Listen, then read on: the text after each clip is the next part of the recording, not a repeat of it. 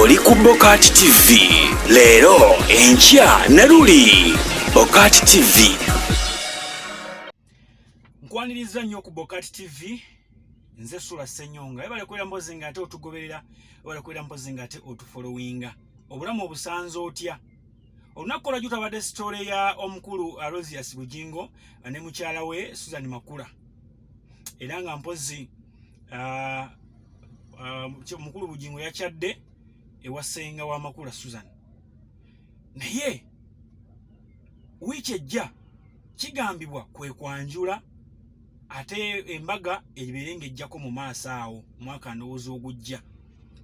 Naye abange ekyebuuzibwa okwanjula n'embaga binaabaayo lwa nsonga omukulu Bugingo mu bufumbo obutukuvu ne mukyala we Teddy Bugingo. Omukyala ajjukira yagaana okusayininga divorce papers. Nina akantu ke mbadde simanyi naye ate wamma nina stories ennakola emabegako awo abangoberera ku Lubagola Simba mu Wolokoso. Twali twogera ku mukyala oli musumba Imanjeri. Omukulu Pastor Male n'angamba nti abantu abasinga bakoze obufumbo naye nga buli bweru kye bayise biblical marriage, nga buli bweru wa Bayibuli. Naye ng'obufumbo bwe bakola ate bagoberera amateeka ag'Abangereza, Marriage Act eya Bungereza. Nampa historical background kambayoko katini. Omusumba Male yangamba nti ababano abawasa abakyala n'abami ne beewasa baali banoonya engeri ki gye bakkakkanyaamukko ku basajja bano n'abakyala abeewasa nga balaga nti balinza obbavuganya nga basinziira mu Loome ne bagamba tukoze tutya nti atuteekewo etteeka erikwatagana n'obufumbo. Ne bakireeta nti omusajja olina kuwasa mukyala omu n'omukyala olina kufumbirwa omusajja omu mpaka kufa. Toddamu kufumbirwa oba olusika lwinza okuddamu okufumbirwa oba olinga kale ng'amaze okufa. Nebino bigamba mu mwawukane. Era n'agamba nti abantu bwe babeera bagattiddwa mu kyaki, bwe babeera nga bagattiddwa mu kyaki bagenda ne baregisteringa obufumbo bwabwe. Newankubadde ofunye certificate eyo okuva mu kyaki, ate olina okgenda ewa registra aregisteringe obufumbo bwo. Kati wano constitution weeyingiriramu olwo babeera bafumbiddwa mu bufumbo buli obwa mu tteeka ly'Abangereza erya Marriage Act. Wenzija wewa okusinziira ku mwami Bugingo bw'abanga ddala kituufu nti abadde mufumbo ne mukyala Teddy Bugingo era ng'obufumbo bwabwe buli legal era buli registered ewa registra, kirinza omubeerera ekizibu okuddamu okukola obufumbo bulala bwonna. Era mwandirabanga bakomye ku kukyala kwokka nga tebakoze kukyala, nga tebakoze mbaga. Okusinziira ku tteeka lya Uganda erya Marriage Act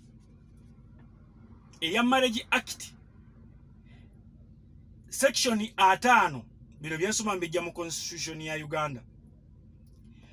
Bugamba butya section 5 oba ogenda osoma contracting marriage by customary law when already married under this act. Bagamba batya nkisomye mu Luzungu ndowooza mungi asobola okivvuunula. Bagamba nti any person who having contracted marriage under this act or any modification or reattachment ndowooza of this act during the continuance of that marriage contracts a marriage in accordance with the customary law commits an offense and is liable on conviction to imprisonment for a period of not exceeding 5 years. Ekivunulwa nti oyo yenna asuubirwa okubeera nga awasa ng'era obufumbo bw'ayagala bubeere nga buli mu mateeka kyokka ng'olwedde abadde alinawo obufumbo obutannakomekkerezebwa bwatanna closing kyekiri nti omusajja yefuba nnyo ku mukyala basayininga divorce papers. Bwe bata banasayininga divorce papers kitegeeza obufumbo buno bukyagenda mu maaso. Kati oyo yenna ayagala okukola ekikolwa ekyokuwasa omukyala omulala oba okufumira omuntu omulala yenna nga wakyali obufumbo bukyagenda mu maaso, kitegeeza abeera amenya etteeka era aba avunaanibwa era aba ajja kusibibwa emyaka egitasukka 5. Section ya 5 ya Constitution mu Marriage Act, contracting marriage by customary law. Nkuzayo ku kya pastor kye yaŋŋamba nti abantu bonna be bagasse mu church mwino genda ewa registrwa n'abawa certificate of marriage na registaringa n'obufumbo bwammwe nti era ne baba mwagadde kwawukana ate temudda mu church.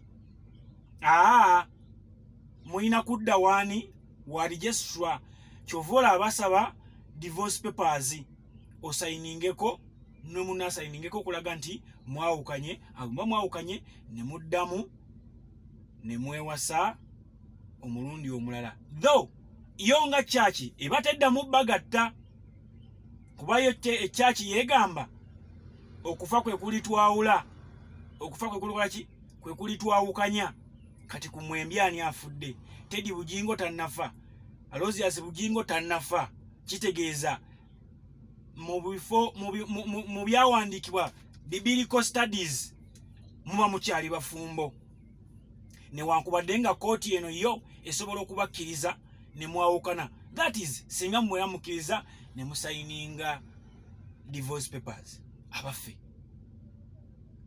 Wano Teddy Bujingo walindidde okukwata Bujingo amusibe enkalu kubanga yekaya kati yamuwa olukusa nti nkutadde gendo wase. Bw'abata namuta tajja kuwasa Suzani Makula mu bufumbo obutukuvu oba obufumbo obw'amateeka. Kabubere genda nga mugenda bagenda bagatira wa registrwa tebasobola genda kola ate ndagaano ndala ngene eno tebannagimenyawo balina kusobola kumenyawo eno n'oluvannyuma bagende bakole endala.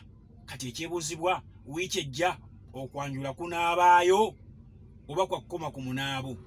Twakugambye nti okukyala okwajjo kwabaddeko security nene, security nga y'amaanyi nnyo abaffe n'okwanjula kugenda okubeera n'embaga inshallah bw'eneeba ebaddewo era nayo bw'egenda okubeera. Katubasabire nze sirina gwe nzivodde njagadde kulaga kiki ekiriwo ng'owamawulire nkulaga obuzibu kapo eneo bweyolekedde banaafuna essanyu oba bagenda kukoma ku munaabo. Sijja kwera mpozi nga tensuka waneno mbaagaliza okutulaba obulungi ennyo okutugoberera n'okusharinga waka waffe ate embeera esobola okubeera nga eteerera bulungi. Nkubuuzaako yonna gy'osinda okwempozi nga otulaba Olivia ogamba otya oli mulabi waffe bulungi nnyo bambi balakwera mpozi nga ate otugoberera. Nembuuza ku Nakimera Esther omukyalo ono yeesimbyewo ku bwa misani gurupu eryawo nja gibabuulira bwe nabangi tegedde nja gibabuulira. But anyway sijja kwera mpozi nga ate nsuka waneno mbere bulungi mweraba. Oli ku Bokati TV leero enkya Naruli. Bokati TV.